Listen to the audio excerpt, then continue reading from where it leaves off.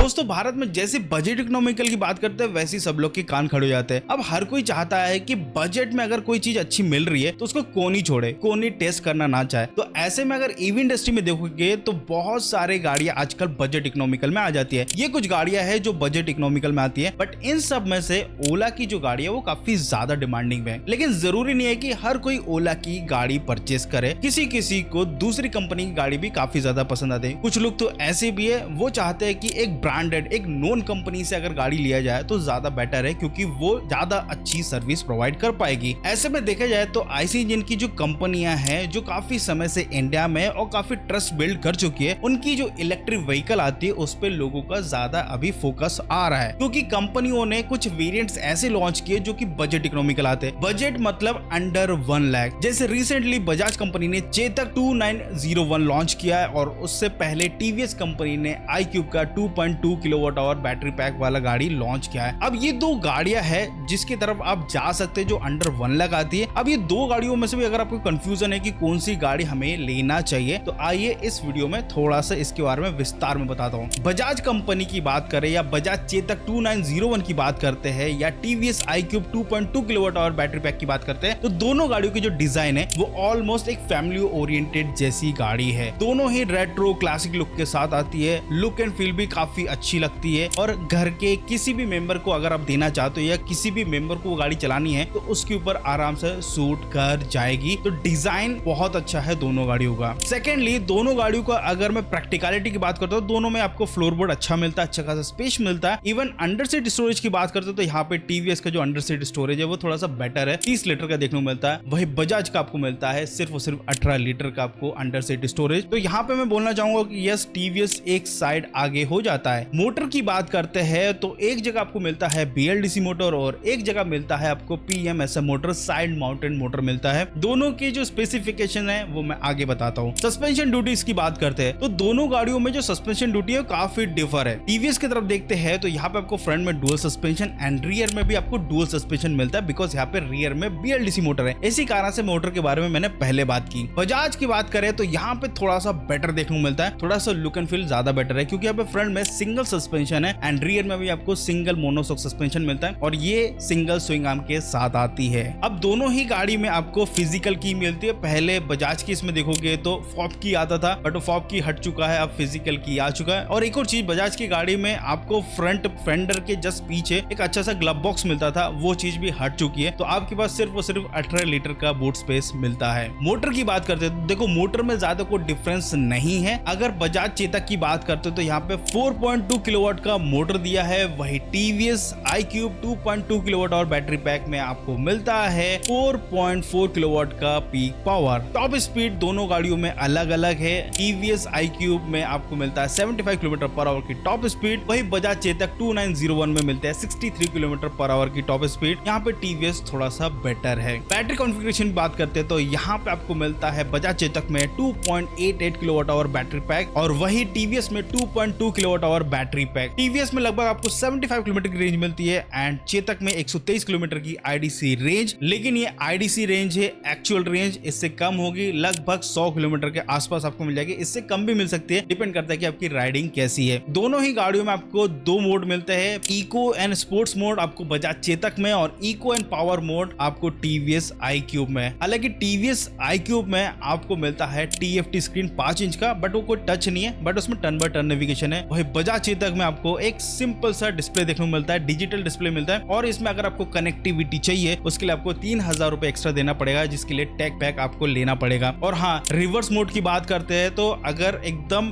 Basic model की बात करते हैं तो टीवीएस iQube में रिवर्स मोड दिया गया है, लेकिन बजाज चेतक में आपको रिवर्स मोड नहीं है। उसके लिए आपको टेक पैक लेना पड़ेगा, जिसके लिए आपको 3000 रुपए एक्स्ट्रा पे करना पड़ेगा। ब्रेकिंग ड्यूटी सबसे इंपॉर्टेंट है, तो यहाँ पे बजाज चेतक जिसकी प्राइस काफी कम कर दी गई है, यहाँ पे अभी के टाइम में ड्रम ब्रेक कर दिया। वही टीवीएस में फ्रंट में डिस्क ब्रेक एंड रियर में ड्रम ब्रेक दिया गया है। प्राइसिंग लगभग दोनों गाड़ियों की सेम मिलती है, लगभग 95,000 to 96,000। ये दिल्ली की एक्चुअल प्राइस है, क्योंकि टीवीएस की दूसरी जगह पे जो प्राइसिंग है वो 1,07,000 कुछ है, क्योंकि दिल्ली में स्टेट सब्सिडी मिलती है, इस कारण से उनकी प्राइसिंग लगभग बजाज चेतक 2901 जैसे ही हो जाती है। चार्जिंग की बात करते हैं तो चार्जिंग एक सबसे बड़ा टर्निंग पॉइंट है ये दोनों गाड़ियों के कंपैरिजन में। TVS iQube 2.2 kilowatt hour battery pack में पहली बार इस प्राइस पॉइंट में किसी कंपनी ने 950 वॉट का चार्जर दिया है, जिसके कारण 0 to 80% ये 2 घंटे में चार्ज हो जाती है। रिमेनिंग जो 20% बचा है उसको चार्ज होने में लगभग आधा घंटा और लगेगा। वही बजाज चेतक 2901 में कोई भी फास्ट चार्जर सपोर्टेड नहीं है। 500 वॉट का चार्जर दिया है और इस गाड़ी की जो बैटरी है फुल चार्ज होने में लगभग 6 घंटे लगाती है, काफी ज्यादा टाइम लगाती है। ये तो दोनों गाड़ियों की ओवरऑल स्पेसिफिकेशन की बात होगी कि भैया क्या क्या देखने को मिलता है। अब आती है कि कौन सी लेनी चाहिए। अगर आपको सॉलिड बिल्ड चाहिए, थोड़ा सा रेंज चाहिए, देन आपको बजाज चेतक 2901 लेना चाहिए। वही टीवीएस की बात करते हैं तो टीवीएस में सबसे बड़ा प्लस पॉइंट होता है यहाँ पे TFT screen, turn by turn navigation. लेकिन यहाँ पे जो ड्रॉबैक है वो है इसकी रेंज जो कि कम है। लेकिन इसको ओवरकम करने के लिए कंपनी ने यहाँ पे जो चार्जर है वो काफी तगड़ा दिया है, 950 वॉट का दिया है, जो कि एक्चुअल में प्लस पॉइंट है। आपको 6 से 8 घंटे वेट करने की जरूरत नहीं है। आप 2 घंटा वेट करके अपनी गाड़ी को फुल चार्ज करा के आप अपनी गाड़ी लेके जा सकते हैं। तो टीवीएस में कुछ